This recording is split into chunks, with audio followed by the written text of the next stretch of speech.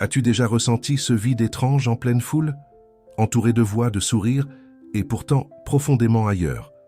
Ce n'est pas un hasard. Ce que personne ne t'a jamais dit, c'est qu'avoir peu d'amis n'est pas une faiblesse. C'est souvent le signe discret d'un esprit rare, plus conscient, plus lucide. Et cette lucidité a un prix, celui de l'isolement. Mais si je te disais que cette solitude n'est pas une fin, mais le commencement d'une renaissance intérieure? Carl Jung l'avait pressenti. Plus on s'éveille à soi-même, plus les conversations superficielles pèsent. Et plus on choisit de préserver son énergie. Dans ce voyage que nous allons entamer ensemble, tu comprendras pourquoi ton cercle est restreint et surtout comment transformer cette solitude en force.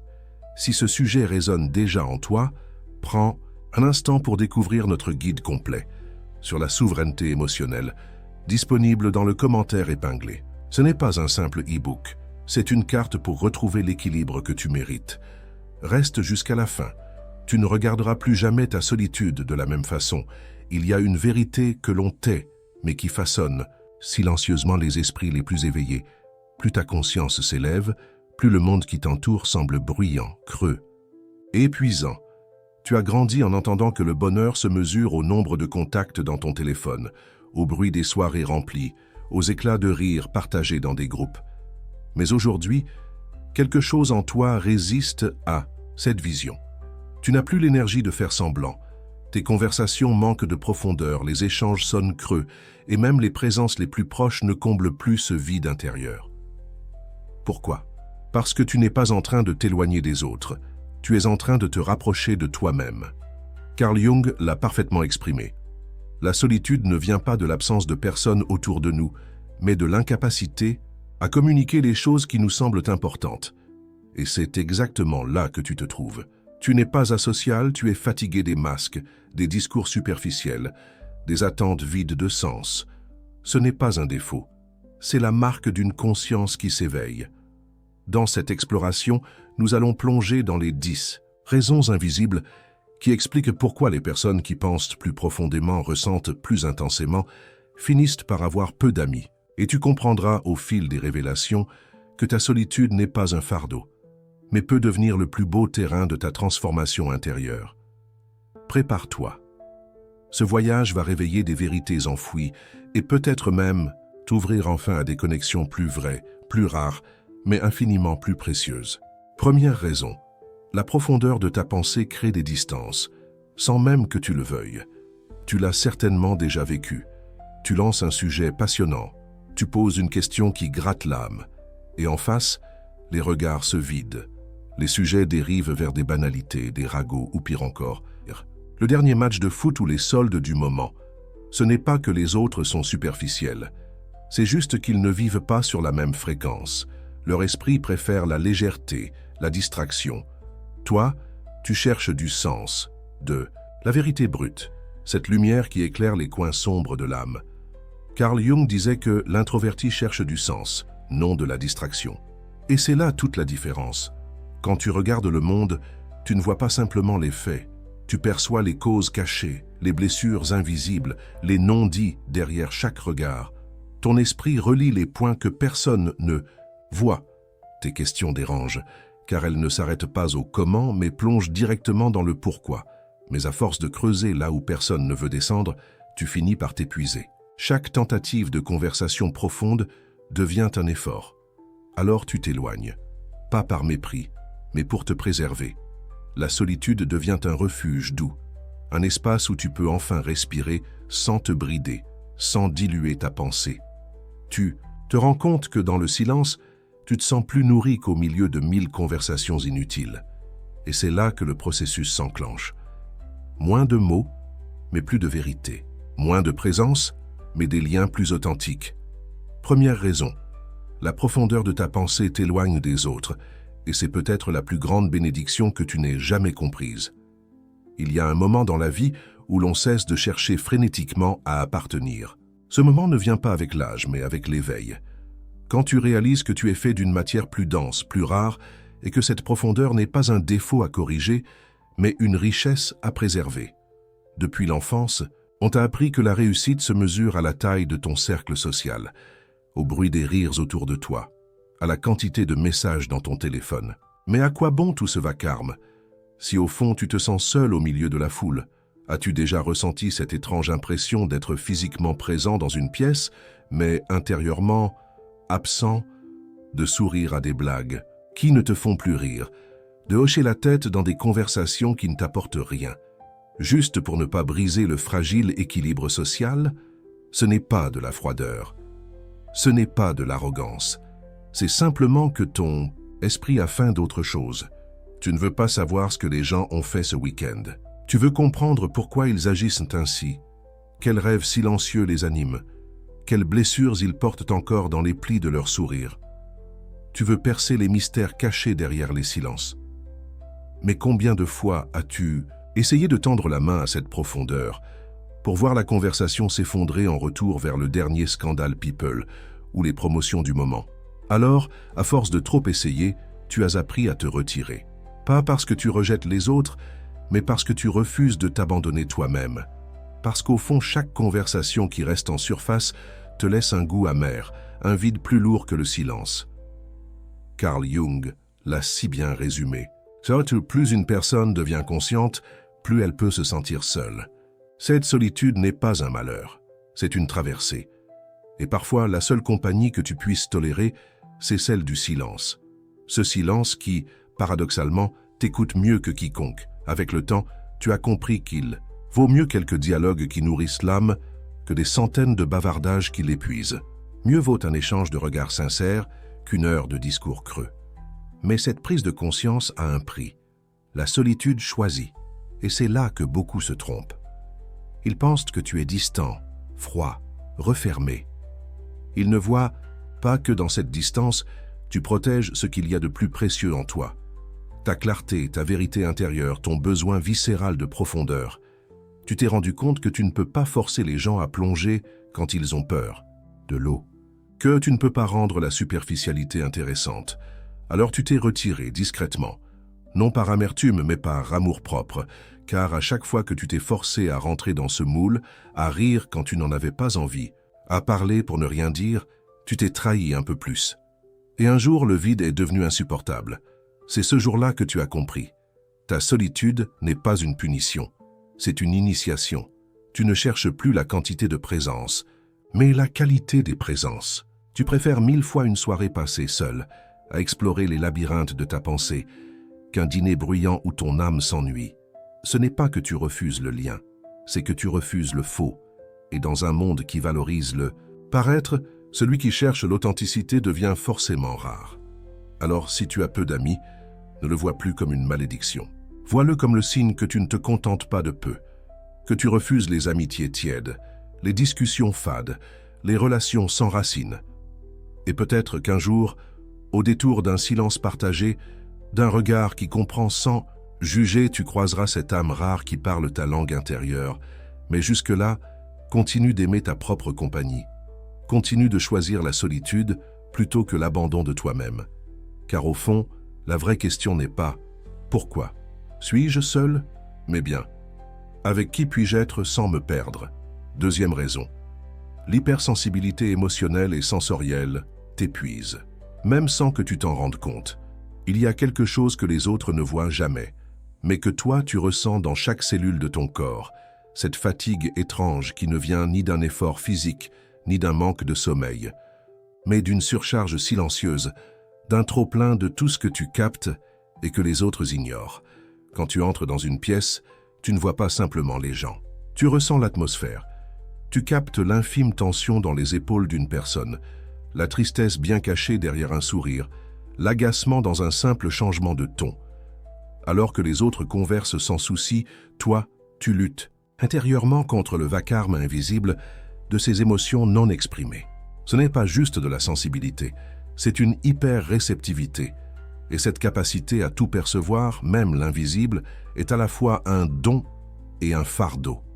As-tu déjà remarqué à quel point les lieux bruyants t'épuisent plus vite que les autres? Les conversations légères t'ennuient, non parce qu'elles sont simples, mais parce qu'elles t'imposent un effort colossal, celui de faire semblant de ne pas ressentir tout ce que tu perçois. Ce n'est pas la foule qui t'épuise, c'est ce que tu ressens dans la foule. Les conversations simultanées, les non-dits qui flottent dans l'air, les regards qui s'évitent, les tensions à peine contenues, les soupirs longs comme des confessions silencieuses. Tout cela pèse sur toi sans que tu puisses l'arrêter. Et tu finis par rentrer chez toi vidé, comme si tu avais porté toute la journée un poids qui ne t'appartenait pas. Carl Jung disait que plus l'esprit est conscient, plus il est réceptif aux souffrances du monde. C'est exactement cela. Ton esprit ne filtre rien. Il enregistre tout. Et dans un monde saturé de bruit, d'images, d'émotions à peine masquées, ton espace intérieur devient un réceptacle débordant. Tu ressens trop, tu portes trop, et personne ne le voit. Alors parfois tu te retires, pas parce que tu ne veux pas être avec les autres, mais parce que ton être tout entier réclame le silence comme une urgence vitale. Tu choisis un coin tranquille, tu t'éloignes des fêtes, des groupes, des conversations sans fin, et c'est là, dans cette retraite, que tu retrouves enfin ton souffle.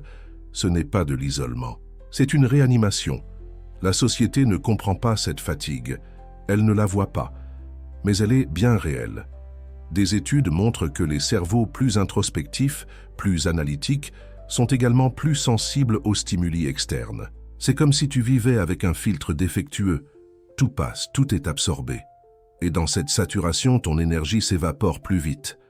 C'est pourquoi tu préfères les petits cercles intimes, les longues conversations sous la lumière, douces plutôt que les éclats de rire forcés dans un lieu bondé. C'est pourquoi tu fuis parfois sans prévenir, incapable de supporter une minute de plus ce chaos invisible. Tu n'es pas trop fragile, tu es juste plus conscient. Et cette conscience a un prix. Mais si tu sais t'écouter, si tu sais t'accorder ces moments de repli, alors cette hypersensibilité devient une force. Elle te permet de voir ce que d'autres ne verront jamais, de comprendre l'humain dans ses recoins les plus cachés. Mais pour cela, tu dois d'abord apprendre à te protéger, à dire non, à refuser ces situations qui t'épuisent sans raison, parce que ta paix intérieure est plus précieuse que n'importe quelle présence. Troisième raison, l'introspection constante t'éloigne du bruit, et parfois des autres. Il existe un monde vaste et complexe que personne ne voit, sauf toi. Ce monde, c'est ton univers intérieur. Tandis que d'autres cherchent à meubler le silence par des conversations futiles, toi, tu y plonges comme dans un sanctuaire sacré. Pour toi, chaque moment de solitude est une invitation à explorer des profondeurs que beaucoup redoutent. Tu revis des souvenirs, tu questionnes tes choix, tu analyses des conversations passées et même des silences trop lourds pour être ignorés, et c'est là que se cache une vérité dérangeante. Plus tu apprends à vivre dans ce monde intérieur, plus le monde extérieur te semble parfois superficiel. Pourquoi t'efforcer de maintenir des liens qui ne nourrissent pas ton âme? Ce n'est pas de l'arrogance, ce n'est pas du mépris, c'est un besoin vital de cohérence. Tu as compris parfois dans la douleur que fréquenter des gens simplement pour ne pas être seul te coûte bien plus que la solitude elle-même. Car il y a une différence énorme entre être seul et se sentir seul. La première est une décision, un espace que tu t'offres pour respirer, penser, ressentir. La seconde est une absence, un vide que même la foule ne peut combler. Et toi, tu as fait ce choix. Mieux vaut être seul dans la paix que mal accompagné dans le bruit. Mais pourquoi cette introspection t'éloigne-t-elle si facilement des autres? Parce que plus tu explores tes profondeurs, plus tu deviens conscient de tes besoins réels. Et tu ne peux plus te satisfaire d'interactions superficielles qui sonnent creux. Tu veux plus que des « ça va » lancés par politesse. Tu veux des regards qui comprennent sans parler, des silences partagés sans malaise, des discussions où les âmes se mettent à nu sans crainte du jugement. Et quand cela n'existe pas autour de toi, tu préfères te retirer. Carl Jung parlait de cette dynamique en disant que l'individu réellement en quête de soi devait parfois s'éloigner de la collectivité pour mieux se retrouver. Et toi, sans même le savoir, tu suis ce chemin. Ce n'est pas un rejet des autres, c'est un retour vers toi-même. Il y a dans l'introspection quelque chose de profondément réparateur. Là, dans le silence de tes pensées, tu revis des blessures que tu n'as jamais vraiment prises le temps de soigner. Tu offres à ton enfant intérieur l'écoute qu'il n'a jamais eue. Tu questionnes des croyances qui ne t'appartiennent même pas. Et surtout, tu réapprends à t'aimer sans avoir besoin du regard de l'autre pour exister. Mais cette quête a un prix, elle t'éloigne du monde. le temps de te reconstruire. Tu es comme cet arbre qui, pour pousser plus fort, doit parfois plonger ses racines plus profondément dans la terre, loin de la lumière, loin du vent. Et c'est dans cette obscurité féconde que tes plus grandes compréhensions émergent. Oui, il y a des jours où cette solitude te pèse, des moments où tu regardes la vie des autres, leur facilité à se retrouver, à partager des banalités, et tu te demandes « Pourquoi est-ce si difficile pour moi ?» Mais au fond, tu connais déjà la réponse. Ton âme ne cherche pas la quantité, elle cherche la qualité. Tu es de ceux qui préfèrent une seule relation authentique à 1000 interactions vides. Tu es de ceux qui peuvent rester des heures en silence avec une personne et pourtant se sentir pleinement connectés. Et tu sais quoi? C'est une richesse rare. Le monde ne valorise pas toujours cette profondeur, mais ceux qui l'ont comprise savent qu'elle vaut tout l'or du monde. Alors, ne te blâme pas pour cette distance que tu ressens parfois. Elle est là pour t'enseigner à ne plus jamais t'abandonner dans des relations qui ne te nourrissent pas. Continue de plonger en toi. Continue d'explorer ces territoires intérieurs que si peu osent te visiter, parce qu'un jour, cette paix que tu cultives deviendra un phare pour ceux qui, comme toi, cherchent encore leur propre lumière. Quatrième raison, l'affinité authentique est un trésor rare et tu refuses de te contenter de moins. Il y a un phénomène étrange qui se produit lorsque l'on commence à vraiment se connaître. L'espace intérieur s'élargit, mais le cercle social se réduit. Tu le ressens, n'est-ce pas? Plus tu avances sur ton chemin de conscience, plus les discussions superficielles t'épuisent. Les soirées où l'on parle de tout, sans jamais rien dire de vrai, te laissent plus vide qu'avant. Et un jour, une vérité s'impose à toi. Tu ne peux plus te forcer à entretenir des relations simplement pour combler un vide. Tu veux des échanges où les masques tombent. Tu veux des regards qui disent la vérité, même quand les mots se taisent. Tu veux des conversations qui remuent l'âme, pas juste l'air. Mais ces rencontres sont rares, très rares. Pourquoi? Parce qu'elles exigent du courage, celui de se montrer tel que l'on est vraiment, avec ses forces mais aussi ses failles. Et la plupart des gens ont peur de ça. Ils préfèrent rester dans la zone de confort des apparences, là où tout est plus simple, plus léger, mais aussi plus creux. Et toi, tu refuses de vivre à cette surface. Carl Jung parlait de cette quête d'authenticité comme de la seule voie menant à l'individuation, ce processus par lequel l'être humain devient enfin lui-même, affranchi des attentes sociales et familiales. Mais cette quête a un prix, celui de l'isolement temporaire. Car pour trouver une relation où tout est vrai, il faut d'abord avoir le courage de rester seul, plutôt que de trahir ses propres valeurs. Et toi, tu as fait ce choix, même si parfois il te coûte. Il y a des soirs où tu ressens cette solitude comme une épreuve, mais au fond, tu sais qu'elle est un passage, pas une destination. Elle t'enseigne à ne plus accepter les miettes, à ne plus faire semblant, à ne plus t'abandonner pour être accepté. Tu n'es plus prêt à forcer une conversation juste, pour briser le silence. Tu n'es plus prêt à rire pour masquer l'inconfort. Tu veux des liens qui élèvent, pas qui alourdissent. Et c'est là que réside ta force. Tu as compris que l'affinité véritable ne se trouve pas dans la multitude, mais dans la rareté. C'est une rencontre d'âme, pas de convenance. Et pour cela, il faut parfois beaucoup de patience. Mais rappelle-toi, un seul regard qui comprend vaut mieux que 1000 qui te jugent. Une seule conversation qui t'ouvre le cœur vaut mieux que des heures de bavardage qui t'épuisent. C'est pour cette raison que, même dans la solitude, tu es plus riche que beaucoup entourés. Car toi, tu t'es choisi. Tu as fait le serment silencieux de ne plus jamais te trahir. Et ça, c'est la base sur laquelle un jour, des liens sincères et puissants viendront se poser. Tu n'as pas besoin de beaucoup de monde autour de toi. Tu as besoin de la bonne personne, au bon moment. Et en attendant, tu te bâtis. Tu solidifies cette relation essentielle, celle que tu entretiens avec toi-même. Parce que le jour où cette connexion est solide, aucune solitude n'est pesante, et quand tu rencontreras enfin ces âmes rares qui résonnent avec la tienne, tu sauras immédiatement les reconnaître. Ce sera naturel, fluide, vrai. Pas besoin de se justifier, pas besoin de se cacher, juste être, et ce sera suffisant. Alors ne perds pas espoir. La solitude que tu vis aujourd'hui est l'espace nécessaire pour que ces vraies rencontres puissent exister demain. Car l'affinité authentique n'est pas une question de hasard, c'est une question de résonance. Et pour vibrer à la bonne fréquence, il faut d'abord s'accorder avec soi-même. 5. Le conflit. Entre la nature intérieure et la pression sociale depuis l'enfance, on t'a appris à sourire même quand tu n'en avais pas envie, à participer à des groupes même quand tout en toi criait pour un moment de calme. La société glorifie l'extraversion, l'image du bavard charismatique, du leader qui rassemble les foules. Mais pour ceux dont l'esprit est plus profond, plus observateur, cette pression devient rapidement un fardeau invisible. As-tu déjà ressenti cette étrange dualité?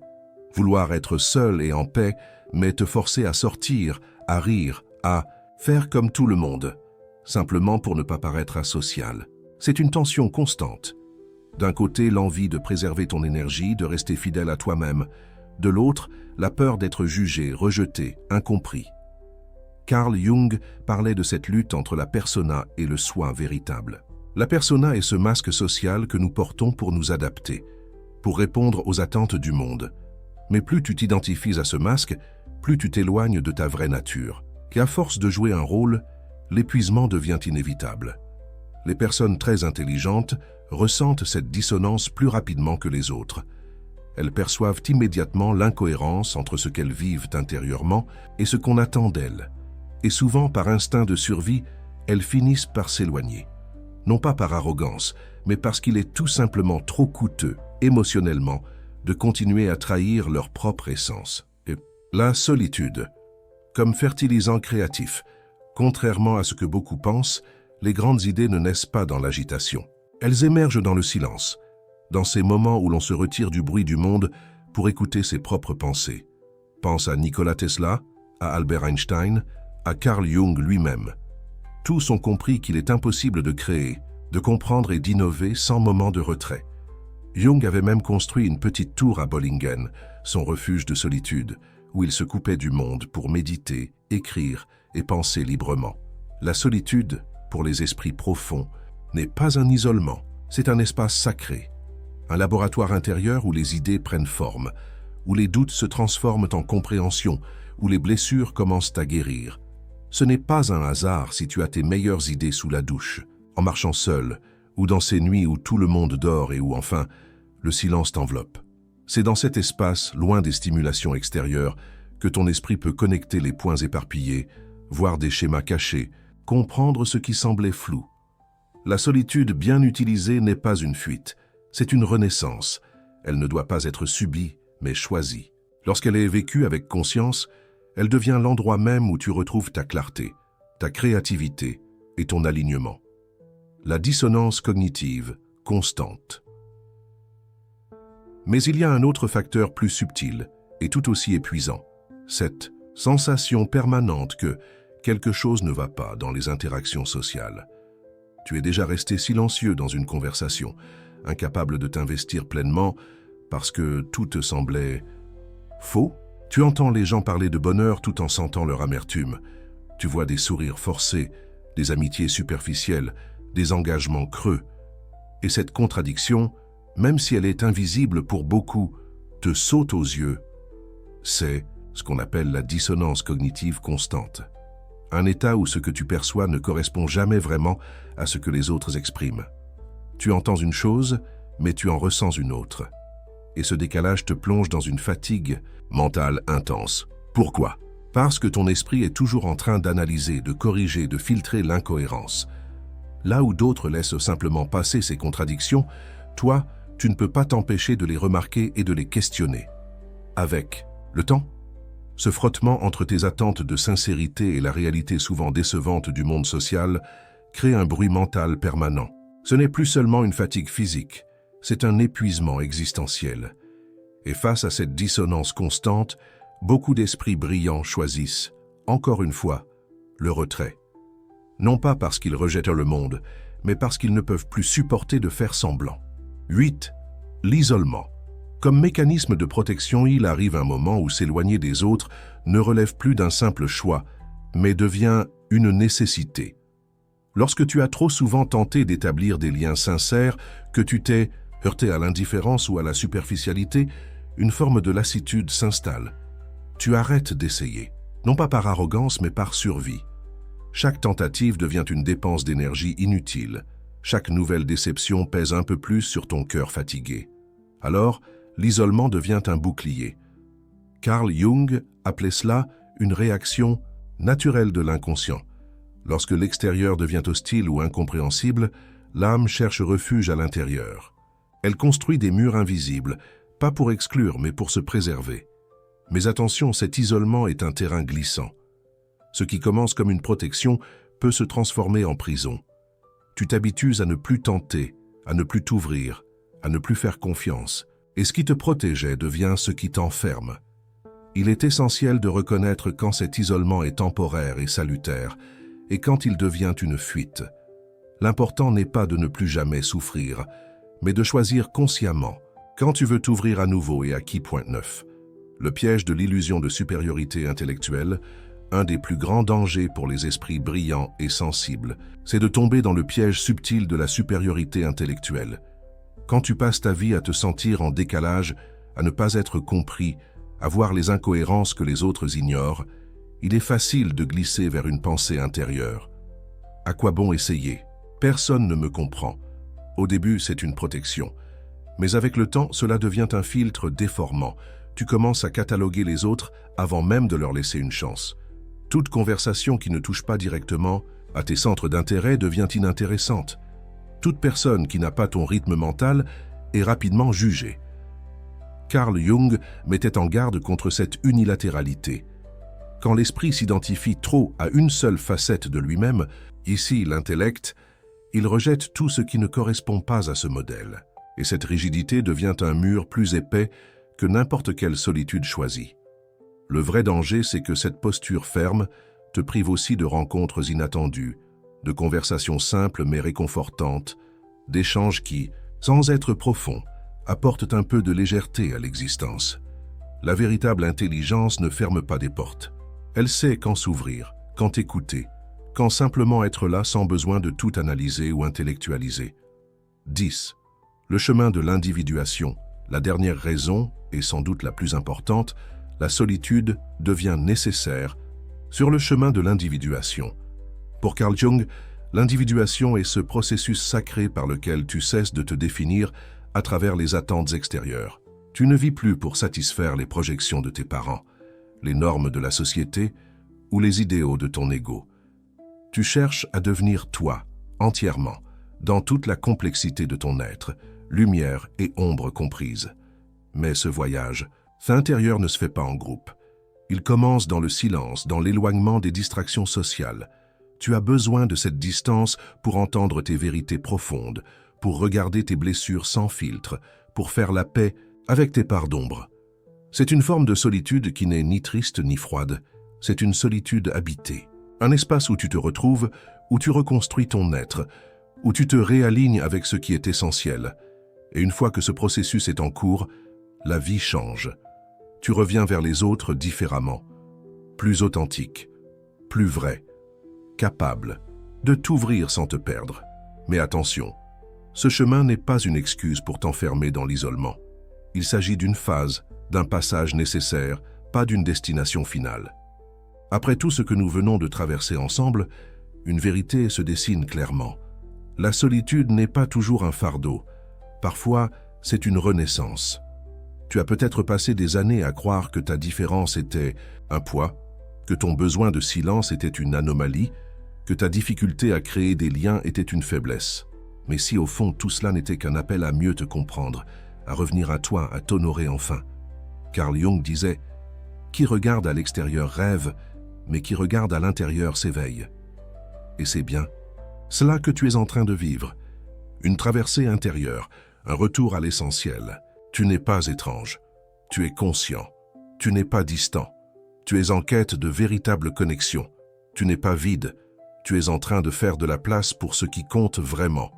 Mais n'oublie jamais, la solitude n'est belle que lorsqu'elle est choisie, lorsqu'elle t'aide à te retrouver, pas à t'effacer, lorsqu'elle t'élève, pas quand elle t'enferme. Un jour, tu te retourneras sur cette période de ta vie et tu comprendras. C'était nécessaire. C'était la pause avant le grand saut. C'était le cocon avant les ailes. Alors, aujourd'hui, pose-toi cette question essentielle. Suis-je en train de fuir le monde ou de me retrouver? Et si tu sens que cette vidéo a touché quelque chose de profond en toi, laisse cette phrase, genre en commentaire. Ma solitude est mon espace sacré. Ainsi, je saurai que tu as été jusqu'au bout, et surtout que tu es prêt à t'aimer dans le silence, à t'honorer dans tes choix et à revenir au monde. Plus fort, plus vrai, plus libre. Si tu veux continuer ce voyage intérieur, abonne-toi à cette chaîne, active la cloche et partage cette vidéo avec quelqu'un qui a besoin, lui aussi, de comprendre que sa solitude a un sens. Et souviens-toi, la véritable intelligence ne fuit pas le monde. Elle sait simplement quand partir et quand revenir. À très bientôt pour de nouvelles explorations profondes.